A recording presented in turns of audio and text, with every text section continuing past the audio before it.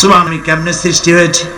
আল্লাহ পাক কোরআনের ভিতরে বলেছেন, ইন্না খালাকনাকুম মিন তুরাবিন সুম্মা মিন নুতফাতিন সুম্মা মিন আলাকাতিন সুম্মা মিন মুদগা। নিষ্প্রাণ মাটি দিয়ে তোমাকে উৎপন্ন করা হয়েছে, নিষ্প্রাণ মাটি উপাদান দিয়ে তোমাকে তৈরি করা হলো। মায়ের পেটের ভিতরে এক ফোঁটা নাপাক পানি জমাট রক্তে পরিণত হয়ে গেল, জমাট রক্ত আস্তে করে গোস্ত পিণ্ড হলো, গোস্ত পিণ্ডকে সুন্দর করে সাজায়া হাড্ডি গুড্ডি বানায়া স্ট্রাকচার তৈরি করে তার উপরে ফাকাসাউনাল ইযামা লাহমা, চামড়া দিয়ে গোস্ত দিয়া সাজায়া সুন্দর করে বানালাম। আল্লাহর পরিচয় শুনুন, আল্লাহ আমার কেমন আল্লাহ। মায়ের পেটের ভিতরে সন্তান বানায়া এরপরে যখন রূহ দেওয়া হয়েছে, ক্ষুধা লেগেছে, খাবারের প্রয়োজন হয়েছে, আল্লাহ রাব্বুল আলামিন ওই কচি বান্দা মায়ের পেটে বসে কি খাবে সেজন্য তার মা চিন্তা করে নাই, বাবা চিন্তা করে নাই, সরকার চিন্তা করে নাই।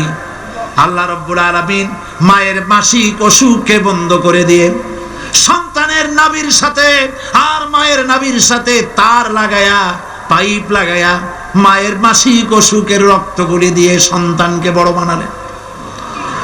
মুখ দিয়া এই রক্ত পান করালেন না, মুখটাকে পবিত্র রেখে দিলেন যাতে করে পৃথিবীতে আসার পর ওই মুখ দিয়া আল্লাহ রাব্বুল আলামিনের জিকির করতে পারো। সন্তান মায়ের ভিতরে পেটের ভিতরে বড় হলো, আল্লাহ রাব্বুল আলামিন বলেন মাস দিন যখন পুরো হয়ে গেল, সুম্মা নুখরিজুকুম তিফলা, বাচ্চার আকারে পৃথিবীতে নিয়ে আসলাম। এখন খাবা কি? পৃথিবীতে যখন বাচ্চা এলো তখন তার পেটের সাথে যে সংযোগ ছিল মায়ের নাভির সাথে আর সন্তানের নাভির সাথে, সেই সংযোগ তার আর কি থাকলো? কি করা হলো? কেটে দেওয়া হলো।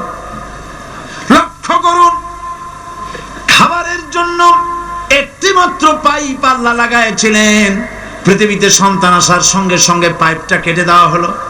এবার কি খাবে? আল্লাহ রাব্বুল আলামিন মায়ের বুক থেকে সন্তানের জন্য এবার সিঙ্গেল সিগন্যাল, তার জন্য সিঙ্গেল কোন লাইন যেটা ছিল কেটে দিয়া মায়ের বুক থেকে সন্তানের জন্য ডাবল লাইন আল্লাহ চালু করে দিলেন। এমন দুধ বানায় দিলেন যা শুধু খাবার নয়, শুধু ফুড ভ্যালু নয়, এই দুধের ভিতরে ক্যালসিয়াম, এর মধ্যে ভিটামিন, এর মধ্যে আয়রন, এর মধ্যে মেডিসিন। দুনিয়ার এই সন্তান ছিল ফি কারারিম মাকিন, সুরক্ষিত জায়গার ভিতরে ছিল, কোনো পলিউশন সেখানে যেতে পারতো না, রোগের জার্ম সেখানে যেতে পারতো না। দুনিয়ায় এলো দূষিত আবহাওয়ার ভিতরে, এই সন্তানকে এখনই অ্যান্টিবায়োটিক খাওয়ালে পরে অসুবিধা হবে। আল্লাহ রাব্বুল আলামিন মায়ের দুধের ভিতরে ঔষধ দিয়া রোগের প্রতিষেধক বানায়া দিলেন। এ হলো আমার আল্লাহ। এ আমার কে? আল্লাহ। জোরে বলেন আল্লাহ। আল্লাহ আল্লাহ রাব্বুল আলামিন মায়ের দুধ দিয়ে সন্তানকে বড় করলেন আর শোনায় দিলেন, খবরদার এই মায়ের সাথে, এই বাপের সাথে নাফরমানি করবি না। মা বাপের জন্য আমার কাছে দোয়া করবে, রব্বির হামহুমা কামা রাব্বায়ানি সাগীরা। সবাই পড়েন আমার সাথে, রব্বির হামহুমা কামা রাব্বায়ানি সাগীরা। আল্লাহ পাক শিখাই দিলেন বান্দারে আমার কাছে দোয়া করায়, আল্লাহ আমার মা বাপ আমাকে ছোটবেলায় যেভাবে স্নেহের কোলে লালন পালন করেছে, এইভাবে আমার মা বাপদের তোমার রহমতের কোলে লালন পালন করো। মনে থাকবে ভাইরা? বলেন মনে থাকবে? প্রত্যেক নামাজের পরে মা বাবার জন্য দোয়া করবেন, বেঁচে থাকুক আর মরে যাক, দোয়া করবেনই। মনে থাকবে? রব্বির হামহুমা কামা রাব্বায়ানি সাগীরা। আবার পড়েন, রব্বির ইরহামহুমা কামা রাব্বায়ানি সগীরা। আল্লাহ পাক মায়ের মর্যাদা এত বাড়াইছেন। সাহাবী প্রশ্ন করেছে, ইয়া রাসূলুল্লাহ, খেদমত করব কার? হুজুর বলেন, তোমার মায়ের, তারপরে কার? তোমার মায়ের, তারপরে কার? তোমার মায়ের, তারপরে কার? তোমার পিতার। বাপের চাইতে মায়ের মর্যাদা আল্লাহ 3 গুণ বাড়াইয়া দিলেন, 3 গুণ বৃদ্ধি করে দিলেন। হাদিস শরীফে এসেছে, হযরত আবী হুরায়রা রাদিয়াল্লাহু তাআলা আনহু রাসূলের কাছে এসে রাতের বেলায় কাঁদতেছিলেন। হুজুর প্রশ্ন করলেন, আবু হুরায়রা কাঁদো কেন?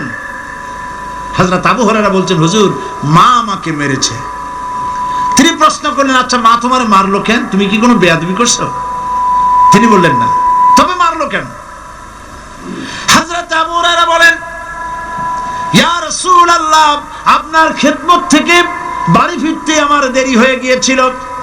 গভীর রাত্রে যখন বাড়ি গেছি, মা আমাকে প্রশ্ন করলেন, বাবা দেরি হলো কেন, কোথায় ছিলি?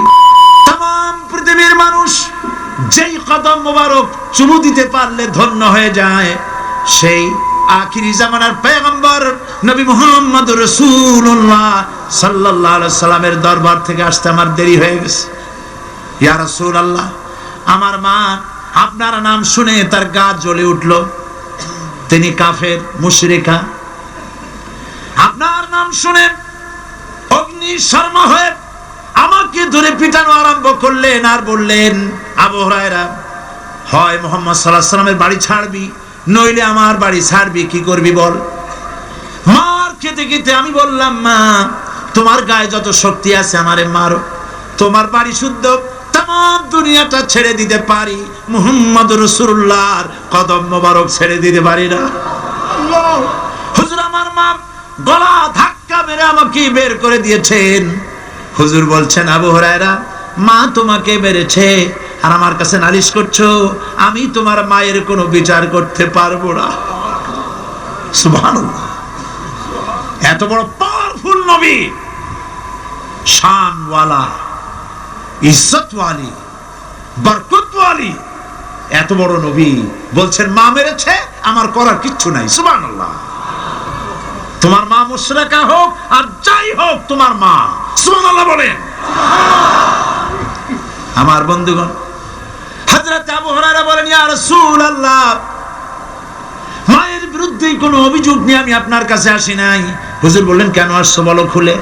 আবু হুরায়রা বলেন, হুজুর আমি জানি আপনি আল্লাহর দরবারে যদি কোনো ব্যাপারে হাত তোলেন আল্লাহ মঞ্জুর করে ফেলেন। আপনি দয়া করে আমার মার জন্য দোয়া করেন, আল্লাহ যেন হেদায়েত দিয়ে দেন। আমার নবীজি দুখানে হাত উত্তোলন করলেন, বললেন, আল্লাহুম্মা ইহদি উম্মা আবি হুরায়রা, আয় আল্লাহ আমি দোয়া করতেছি আবু হুরায়রার মাকে হেদায়েত নসিব করো। হুজুর হাত তুলে মোনাজাত করছেন, আবু হুরায়রা দৌড় দিলেন বাড়ির দিকে। কয়েকজন সাহাবী হযরত আবু হুরায়রার জামা টেনে ধরেছে, এই ভদ্রলোক দৌড়ায় কেন? এত শান্ত মানুষ, কখনো গরম হয়ে কারো সঙ্গে কথা বলে না। এই মানুষটা দৌড়ায় কেন? কোনো বিপদ হইল নাকি? জামা টেনে ধরে বলে, আবু হুরায়রা দৌড়াও কেন? হযরত আবু হুরায়রা বলেন, জামা ছেড়ে দাও, কোনো বিপদ আমার হয় নাই, আমি দৌড়াইয়া বাড়ি যাই দেখতে চাই। আমি দৌড়াইয়া আগে বাড়ি যেতে পারলাম না, আমার নবীর দোয়া আগে আমার বাড়ি চলে গেছে, আমি এটা দেখতে চাই। হযরত আবু হুরায়রা দৌড়াতে দৌড়াতে বাড়ি চলে গেছেন। দরজায় নক করলেন, ভেতর থেকে আওয়াজ এলো, কে? তিনি বললেন, আমি আবু হুরায়রা, মা দরজা খুলে দাও, আমি তোমার সন্তান। মা বললেন, বাবা অপেক্ষা করো, দরজা খুলতেছে। হযরত আবু হুরায়রা বলেন, মায়ের গলার আওয়াজের ভেতরে কুফরি কর্কশতা পেলাম না, মায়ের গলার আওয়াজের ভেতরে তাওহীদের নরমিয়াত পেলাম। আমার কাছে মনে হলো আমি আবু হুরায়রা বাড়ি আসার আগে নবীজির দোয়া আল্লাহর আরশে পৌঁছে গেছে। আবু হুরায়রা বলছেন, মা আমার কিছুক্ষণ পরে ঘরের থেকে বেরিয়ে এসেছেন, আমি দেখলাম মায়ের শরীর ভিজা, মাথার চুল দিয়া পানি টপকাচ্ছে। মা আমার বললেন, বাবারে তোমাকে মারার পর আমি নিদারুণ অনুশোচনায় পড়েছিলাম, মনে মনে ভাবলাম, আহারে আমার সন্তান আমি কেন মারলাম? সে তো কোনো খারাপ কাজ করে নাই, কোনো খারাপ জায়গায় যায় নাই, এত সম্পর্কে লোকেরা খামোখাই মিথ্যা কথা বলে, এই ভালো মানুষটার কাছে গেছে সেজন্য আমি মারলাম কেন? বাবা গো, আমি আমার ভুল বুঝতে পেরেছি, জীবনের ভুলও ধরা পড়েছে, আমাকে জলদি করে নিয়ে চলো বিশ্ব নবীর দরবারে।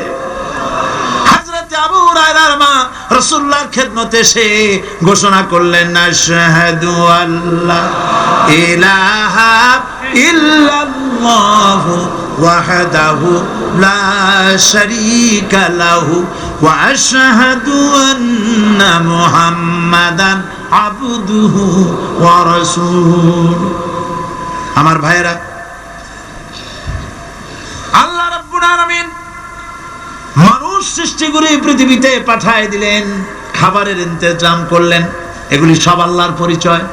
আল্লাহরে চেনার জন্য বড় বড় কিতাব ঘাটা লাগে না, কিসমতে যদি থাকে দুই একটা দৃষ্টান্ত যথেষ্ট হয়ে যায়। সুবহানাল্লাহ, সুবহানাল্লাহ, দুই একটা দৃষ্টান্ত যথেষ্ট। আল্লাহ পাক সমস্ত সৃষ্টি জগৎকে তৈরি করলেন, সৃষ্টি করলেন, আর তাদের খাদ্যের ব্যবস্থা করলেন। কে করেছেন খাদ্যের ব্যবস্থা? খাদ্য দেন আল্লাহ। কিন্তু অহংকারী যারা, তারা বলে দেশের বাম্পার ফলনের জন্য সমস্ত কৃতিত্ব সরকারের। বলেন আস্তাগফিরুল্লাহ, বলেন নাউজুবিল্লাহ। এদের একজন বলছিল 3 বছর কিছু দিবার পারুম না, লোকেরা কয় আমরা না খাইয়ে থাকুম, আল্লাহ কয় আমিও দেহুম, কদ্দুর পারো না খাইয়ে থাকতে। ফসল কে দেন? জোরে বলেন কে দেন? বাম্পার ফসলের ফলনের দাবি সরকার করতে পারে না, এটা কুফরি, এটা শিরক। জমিনের ফসল কে দেন? আকাশের বৃষ্টি কার? পানি কার? সার কার? সব আল্লাহ পাক।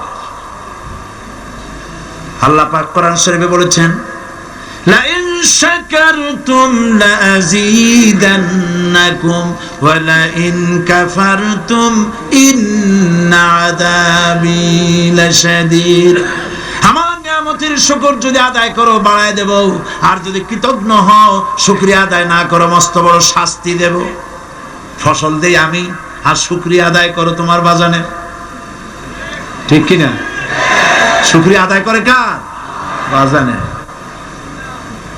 একটা লোকের, একটি মানুষের যেই প্রশংসা এই সরকার করলো, বিগত 4.5 বছর ধরে একটা মানুষের যত জিকির করলো, প্রশংসা করলো, ছবি টানাইলো, যদি এতটা জিকির, এতটা স্মরণ আল্লাহ রাব্বুল আলামিনের করত, ওদের জন্য আল্লাহর জান্নাতের দরজা খোলা হয়ে যেত।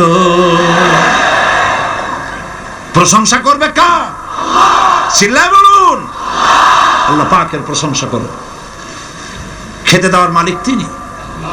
আল্লাহ পাক বলছেন, আল্লাহকে, তার পরিচয় আল্লাহ তুলে ধরেছেন, ওয়ামা মিন দাব্বাতিন ফিল আরদি ইল্লা আলাল্লাহি রিজকুহা। এই পৃথিবীর ভিতরে এমন কোন বিচরণশীল জীব নাই যার রিস্কের দায়িত্ব আমি আল্লাহ গ্রহণ করি নাই। সুবহানাল্লাহ বলবেন না? রিস্কের দায়িত্ব কার হাতে? আচ্ছা দেখুন তো, পৃথিবীর সমস্ত সরকারের কাছে বিভিন্ন মন্ত্রণালয় আছে না? খাদ্য মন্ত্রণালয় বলে কোনো মন্ত্রণালয় আছে কিনা? আছে। খালি কয় খামু আর খামু। খাদ্য মন্ত্রণালয় আছে, থাকার পরেও মানুষ না খাইয়া মরে। ঠিক কিনা? এবার একটু তাকান তো, জ্ঞানের চক্ষু দিয়া তাকান। ফরেস্ট এরিয়া, বাঘ আছে কিনা? নাই। সিংহ আছে কিনা? গন্ডার আছে কিনা? হাতি আছে কিনা? বিশাল বিশাল প্রাণী আছে কিনা? জঙ্গলে ছোট্ট প্রাণী থেকে, পোকা থেকে শুরু করে গন্ডার পর্যন্ত, টুনটুনি পাখি থেকে শুরু করে ঈগল পাখি পর্যন্ত, নদীর ভিতরে ছোট্ট চুনো পুঁটি থেকে শুরু করে তিমি মাছ পর্যন্ত। প্রাণী তত্ত্ববিদরা বলেছেন, সমুদ্রের ভিতরে এমন এমন বড় বড় তিমি আছে যে একটা তিমির ওজন 5000 টন পর্যন্ত হয়ে যায়। 5000 টন। তিমিটার ওজন। এর যখন বাচ্চা হয় তখন বাচ্চার দৈনিক দুধ লাগে 50 থেকে 60 মণ পর্যন্ত। কে ব্যবস্থা করে? রুহান ফেরেশতা। তো ওর মা যেমন বাচ্চা তো সেরকম হবে, ঠিক কিনা? কে দেয় খাবার? এবার দেখেন তো আপনার দেশের এই জঙ্গলে কত হাতি আছে। হাতিরা মিছিল করে আসছে যে আল্লাহ আমাদের এখন আর খাইতে যেতে দিতে পারে না, বাংলাদেশের গভর্নমেন্ট কিছু দাও। আসছে না, খাইয়া ক্ষুধার জ্বালায় হাতি মরেছে, বাঘ মরেছে, সিংহ মরেছে। এর কোনো দৃষ্টান্ত আছে? ক্ষুধার জ্বালায় আকাশের উড়ন্ত পাখিরা ছটফট করে মারা গেছে, দৃষ্টান্ত আছে? নদীর মাছেরা ক্ষুধার জ্বালায় ভেসে উঠেছে, না খাইয়া মরে গেছে, দৃষ্টান্ত আছে? মহান আল্লাহ রাব্বুল আলামিন কোরআন শরীফের ভিতরে বলেছেন অনেক প্রাণী এমন আছে যারা তাদের খাদ্যকে সঞ্চয় করে না, খাদ্যকে জমা করে না, আহরণ করে না। সকাল বেলায় একটা খাবার খেলো, দুপুরে কি খাবে তার জানা নাই। শকুন পৃথিবীর মাটি থেকে 3 মাইল উপরে ওড়ে, তার চোখকে আল্লাহ পাক এত তীক্ষ্ণ বানিয়ে দিয়েছেন। এই চট্টগ্রামের কোথায় মরা গরু আছে 3 মাইল উপর দিয়ে দেখতে পায়? সুবহানাল্লাহ বলতে ইচ্ছে করে না। এই প্রাণীগুলি খাবারগুলি কোনো গভর্নমেন্ট জোগাড় করে রাখে নাই। আল্লাহ পাক বলেন সবার খাবার আমি দেই। সকাল বেলায় সমস্ত প্রাণীগুলি, মহাশূন্যে পাখি, পানির ভিতরে মৎস্যরাজি, জঙ্গলের ভিতরে হিংস্র প্রাণী, পোকামাকড় থেকে শুরু করে সবগুলো খালি পেটে সব বেরিয়ে যায়, কারো কোনো খাবারের মজুদ নাই। সন্ধ্যা হতে না হতে সমস্ত প্রাণীগুলির পেট ভরাইয়া আমি আবার যার যার ঘরে বিরায় দেই। ওয়ামা মিন দাব্বাতিন ফিল আরদি ইল্লা আলাল্লাহি রিজকুহা। সমস্ত প্রাণীর রিজকের দায়িত্ব আমি আল্লাহর হাতে। কে দেয় রিজেক? জোরে বলুন, কে দেন? আল্লাহ পাক। কি খাবেন সব আল্লাহ জোগাড় করে দিয়েছেন। তরি তরকারি জোগাড় করেছেন, মাছ জোগাড় করেছেন, চাউল দিয়েছেন, খাবার দিয়েছেন, গোশত দিয়েছেন, সব দিয়ে দিয়েছেন। আল্লাহ রাব্বুল আলামিন সমস্ত জিনিস দিয়ে মানুষকে আল্লাহ পাক তার জন্য আল্লাহ সব করেছেন। খালাকালাকুম মা ফিল আরদি জামিআ। এই পৃথিবীতে যা তৈরি করেছে সব তোমার জন্য। এ হচ্ছে আমার আল্লাহ, এ হচ্ছে আমার কে? আল্লাহ। সে আল্লাহ পাক বলছেন, আল্লাহর পরিচয় তিনি স্রষ্টা, তিনি রিজেক দাতা। এবার আইনদাতা কে? আইনদাতা কে? আরো জোরে বলুন। আইনদাতা আল্লাহ হচ্ছে আল্লাহর পরিচয়। ইনিল হুকমু ইল্লা লিল্লাহ আলা লাহুল খালকু ওয়াল আমর। সৃষ্টি যার, আইন চলবে তার। আমার দেশে আল্লাহর আইন চলছে? আমাদের দেশের কল কারখানা, ক্ষেত খামার, অফিস আদালত আল্লাহর আইন অনুযায়ী চলে? চলে না। বরং আল্লাহর আইনকে মুছে ফেলার জন্য, নিজেদের আইন সৃষ্টি করার জন্য প্রচেষ্টা চালানো হচ্ছে। আল্লাহর আইন মানুষের জন্য সব থেকে বেশি উপযোগী, কারণ সৃষ্টি করেছেন কে? বলেন, কে করেছেন? আল্লাহ। প্রত্যেকটি মেশিন আপনি যা কিনবেন, রেডিও হোক, টিভি হোক, যে কোনো যন্ত্র হোক, গাড়ি হোক, তার সাথে একটা লিটারেচার, একটা বই তার সঙ্গে দিয়ে দেওয়া হয়। ওই বইয়ের মধ্যে লেখা থাকে এটা কিভাবে চালানো হবে, অপারেট করা হবে, তার সিস্টেম লেখা থাকে। আপনার ইচ্ছা মতো চালাইলে হবে না। এই মানব গোষ্ঠীকে সৃষ্টি করেছেন। এখন আপনি যদি আপনার আইন মতো চালান, তা কি চলবে? চলবে না। আপনি আপনার আইন মতো চালাচ্ছেন, ভালোভাবে চলতেছে? চলতেছে না। স্বরাষ্ট্রমন্ত্রী বলতেছেন সন্ত্রাসীদেরকে মাটির তলা থেকে খুঁজে বের করা হবে, কিন্তু নাকের উপর দিয়া ব্রিফকেস চুরি হয়ে যায়, উনি তা ধরতে পারেন না। এই হলো আইন। অনাবরত খুন হচ্ছে, অনাবরত সন্ত্রাসী তৎপরতা চলছে। আর ওনারা বলছেন আগের থেকে এগুলি চলে আসছে, একজনের খুনের বিচার না হইলে এরকম খুন তো হইতেই থাকবে। তাহলে খুনকে, হত্যাকে, সন্ত্রাসকে সরকার জাস্টিফাইড করছে। নাউজুবিল্লাহি মিন যালিক। এই জন্য আইন হতে হবে আল্লাহর। আইন হতে হবে কার? চিল্লায় বলেন আল্লাহ পাকের আইন হতে হবে। আমি একদিন পার্লামেন্টে বলেছিলাম, আমার দেশের নেতা নেত্রীরা বারবার হজ করতে যান, উমরা করতে যান, সেখান থেকে আসার সময় কি আনেন? আতর, পাথর, সুরমা আর খুরমা, এই কিছু নিয়ে আসলেন। কিন্তু আমি বলেছি, আপনারা কি কিছু চোখে দেখেন না? পার্লামেন্টে এইভাবে বক্তৃতা করেছে, কিছু চোখে দেখেন না? আমি প্রশ্ন করে আমি আবার জবাব দিচ্ছি, আপনারা যারা হজ করতে যান, উমরা করতে যান, হজের কথাই ধরি, এই হজ করতে যখন যান তখন মুজদালিফায় একটা রাত কাটাইতে হয়।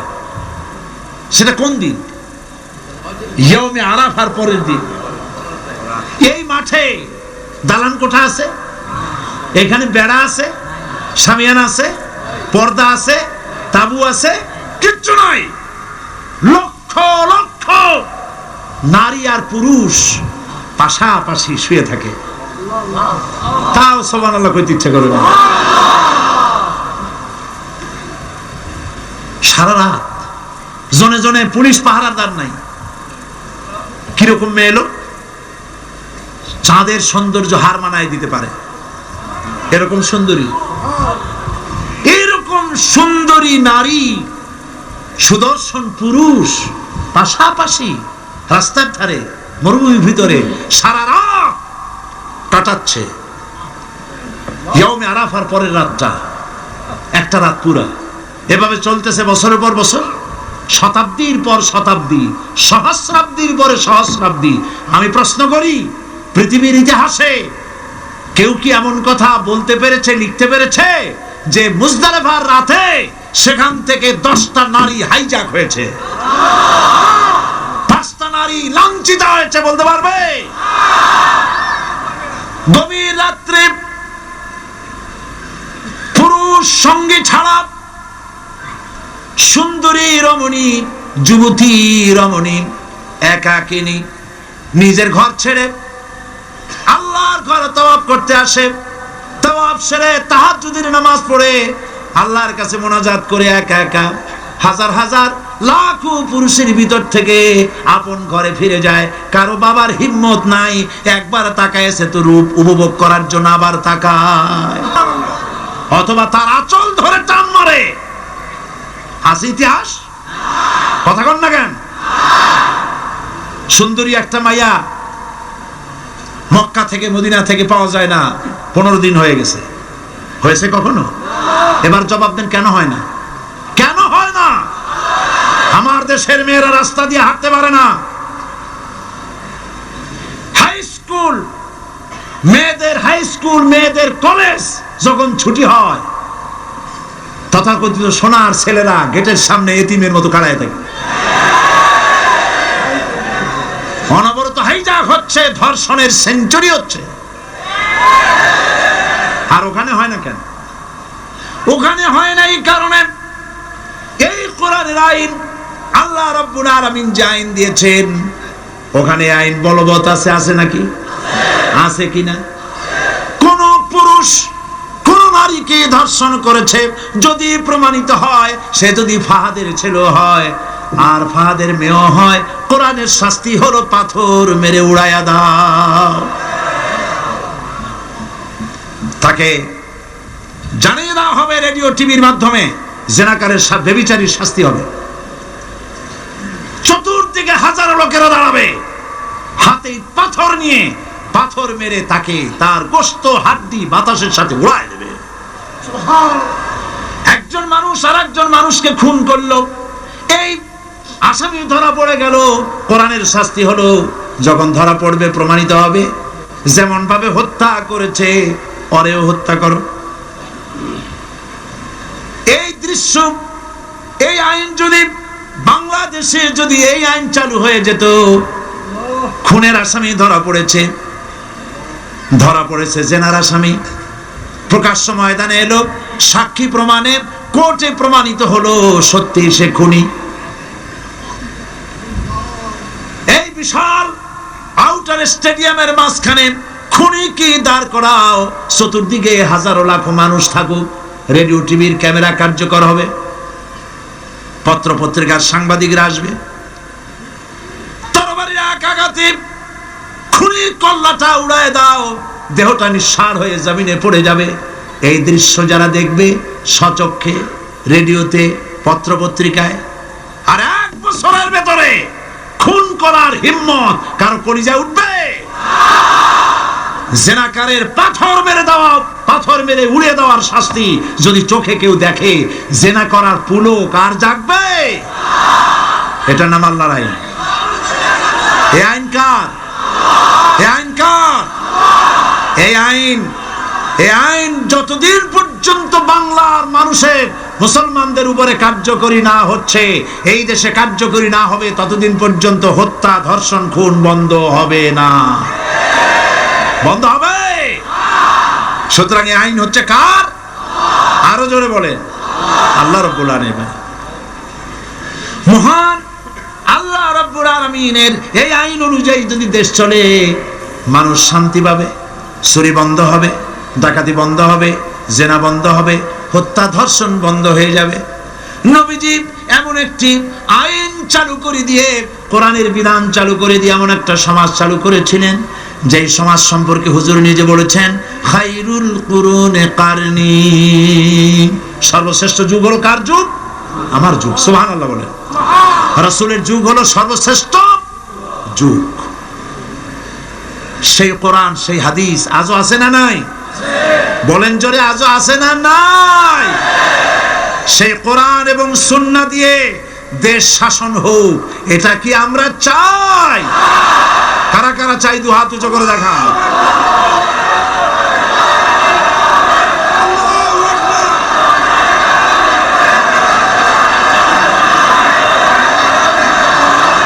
আরে ভাই, আপনারা দাঁড়ায় গেলেন কেন? বসেন বসেন। আমি তো একটা স্লোগান দিতে বললাম, হাত দেখতে চাইছি আমি, মাথা দেখতে চাই নাই। এই সুযোগে কোমরটা সোজা করে নিলেন। আচ্ছা বসেন, আর মহব্বতের সাথে জিকির করেন, লা ইলাহা ইল্লাল্লাহ, লা ইলাহা ইল্লাল্লাহ, লা ইলাহা ইল্লাল্লাহ, লা ইলাহা ইল্লাল্লাহ, লা ইলাহা ইল্লাল্লাহ, লা ইলাহা ইল্লাল্লাহ। জোরে সরে সবাই জিকির করেন, লা ইলাহা ইল্লাল্লাহ, লা ইলাহা ইল্লাল্লাহ, লা ইলাহা ইল্লাল্লাহ, লা ইলাহা ইল্লাল্লাহু মুহাম্মাদুর রাসূলুল্লাহ। বসুন, আমরা মুনাজাত করব। আল্লাহ রাব্বুল আলামিন আয়াতুল কুরসির ভিতরে আল্লাহর সার্বভৌমত্বের কথা বলেছেন, আল্লাহু লা ইলাহা ইল্লা হুয়াল হাইয়ুল কাইয়্যুম। পড়েন আমার সাথে সবাই, আল্লাহু লা ইলাহা ইল্লা হুয়াল হাইয়ুল কাইয়্যুম। আল্লাহ হচ্ছেন যিনি ছাড়া কোনো ইলাহ নাই, তিনি শাশ্বত চিরঞ্জীব। সুবহানাল্লাহি বিহামদিহি। আগামীকাল এর বাকি অংশ আমি আপনাদের সামনে আলোচনা করব ইনশাআল্লাহ। জোরে বলেন ইনশাআল্লাহ। দাঁড়ানো ভাইরা বসেন, আপনাদের পাশে যারা দাঁড়িয়েছেন অনুরোধ করে বসায় দেন। বলেন যে আর 5টা মিনিট বসেন, আল্লাহর রাস্তায় হাঁটেন না। হ্যাঁ বলেন, বলেন আপনারা যে আল্লাহর রাস্তায় হাঁটেন না, বসেন, সবাই বসেন। এত বড় মাহফিলের মুনাজাত, সুবহানাল্লাহ বলেন। চট্টগ্রামের ইতিহাসের শ্রেষ্ঠ মাহফিল, চিল্লায় বলেন সুবহানাল্লাহ। গোটা বিশ্বের কোরআনের শ্রেষ্ঠ মাহফিল, বলেন সুবহানাল্লাহ, যারা বলেন আলহামদুলিল্লাহ। আগামীকাল এ মাহফিলের আখেরি মোনাজাত হবে ইনশাআল্লাহ, বলেন ইনশাআল্লাহ। আমি আন্তরিকভাবে দুঃখিত, প্রতি বছর আমার মা বোনদের জন্য, চট্টগ্রামবাসী আমার মা বোনদের জন্য আলাদাভাবে তাদের প্রশ্নের উত্তর দেই এবং তাদের সামনে কোরআন হাদিসের কথা আলাদাভাবে বলি। এবছর দিন কম হয়ে গেল বলে মহিলারা, মা বোনেরা বঞ্চিত হয়ে গেলেন। শিশু কিশোরদের জন্য আলাদাভাবে সমাবেশ করা হয়, তাও বঞ্চিত হয়ে গেল। এই বিশাল তাফসীরুল কোরআন মাহফিলের বরকত থেকে চিটাগংবাসীকে যারা বঞ্চিত করলো, আল্লাহ তাদের হেদায়েত নসিব করে দিন। যদি হৃদয় থাকে, যদি হৃদয় বলে কিছু থাকে, বিবেক বলে যদি কিছু থাকে, আর শরীর যদি মুসলমানের পিওর রক্ত থাকে, তাহলে বাড়ি বসে অনুশোচনা করা উচিত, চোখের পানি ফেলানো উচিত ওই সব লোকের যারা এই বরকতপূর্ণ মাহফিলকে বাধা দিয়েছে। আর যাদের কলজের মধ্যে আল্লাহ মোহর মেরে দিয়েছে, এগুলোর তো হেদায়েত হবে না। যারা, যাদেরকে আল্লাহ পাক তৈরি করেছেন জাহান্নামের জন্য, ওদের কাছে মাহফিল অসহ্য, সহ্যই হবে না। নাউজুবিল্লাহ বলেন। চট্টগ্রামবাসীর জন্য তাফসীরুল কোরআন মাহফিল নিয়ামত। এই নিয়ামত কিয়ামত পর্যন্ত আল্লাহ টিকায় রাখুন, বলি আমিন। আগামীকালের আখেরি মোনাজাতে সমস্ত মুসলমান চতুর্দিক থেকে আল্লাহ পাকের নারা লাগাতে লাগাতে আসবেন। আল্লাহু আকবার, নারে তাকবীর। গোটা চট্টগ্রাম, গোটা চিটাগং শহর আগামীকাল কোরআনের মিছিলের শহর হবে ইনশাআল্লাহ।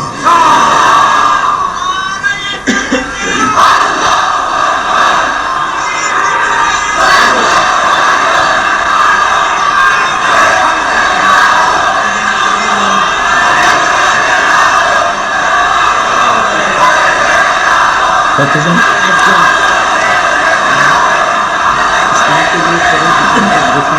আপনি দিবেন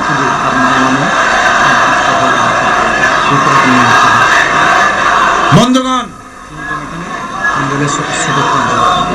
আজকে কোরআন শরীফের তাফসীর শুনে ইসলামের প্রতি আকৃষ্ট হয়ে 8 জন অমুসলিম ভাই ইসলাম কবুল করার জন্য এসেছে।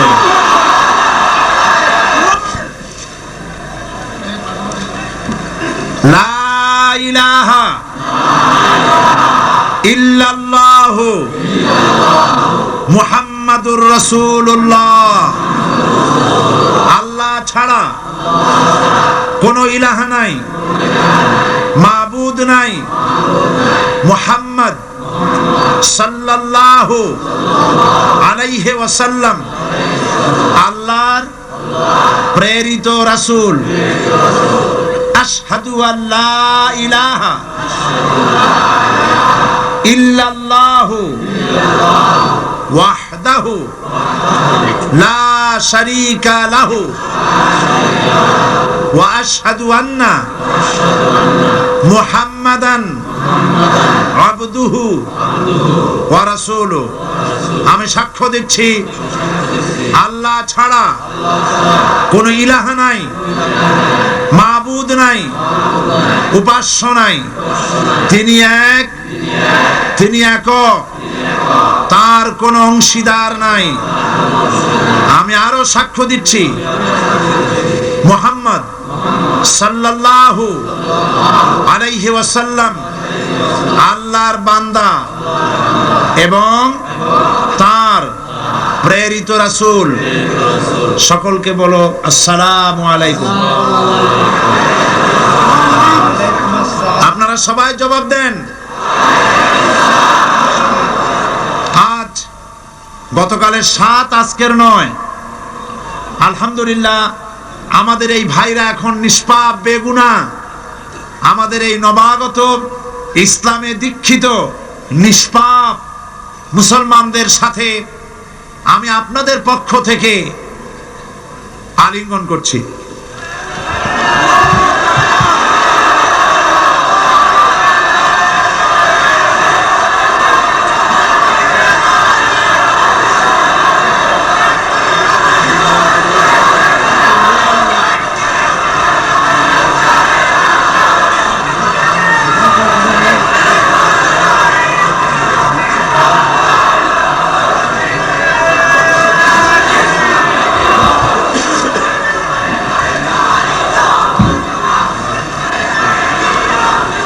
প্রিয় ভাই সব,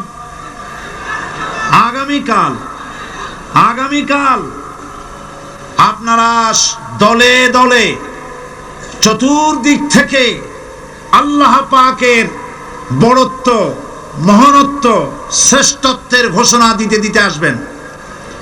আল্লাহর বড়ত্ব, বিরাটত্ব, মহানত্ব আর শ্রেষ্ঠত্বের ঘোষণা দিতে হয় কিভাবে? আল্লাহু আকবার। সবাই জোরে বলেন, আরো চিল্লায় বলেন।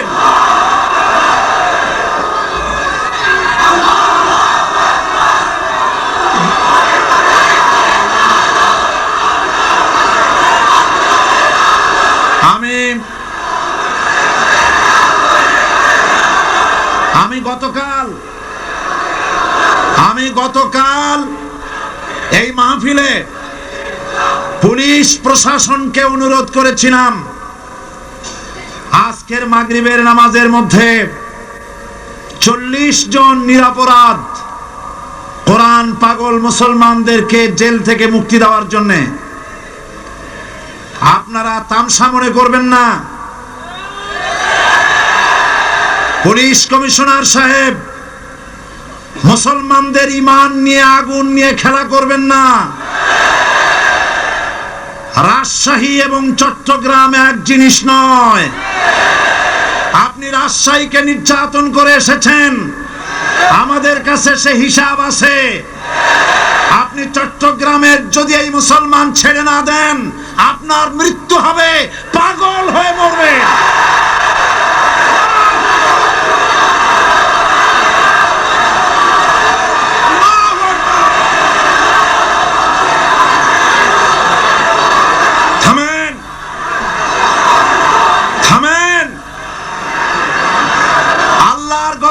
ভয় করেন পুলিশ কমিশনার, আল্লাহর গজবকে ভয় করুন। এই লক্ষ লক্ষ জনতা আপনার গজবের মৃত্যু কামনা করে। আপনি যদি কালকের জুমার আগে 40 জন ছেড়ে না দেন, এই মাহফিল থেকে এমন কঠোর কর্মসূচি ঘোষণা করা হবে, গোটা চট্টগ্রাম অচল হয়ে যাবে।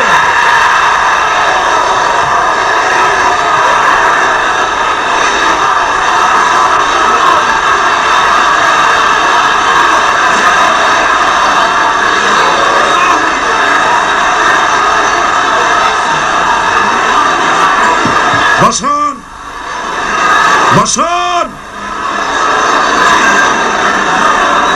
বাংলাদেশটাকে হিন্দুস্তান ভাববেন না। বাংলাদেশ হিন্দুস্তান হবে না, বসনিয়া হবে না।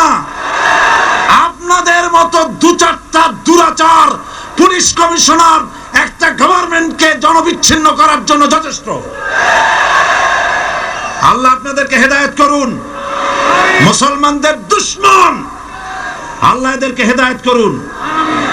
পাগলামি করবেন না, আল্লাহর গজবকে ভয় করুন।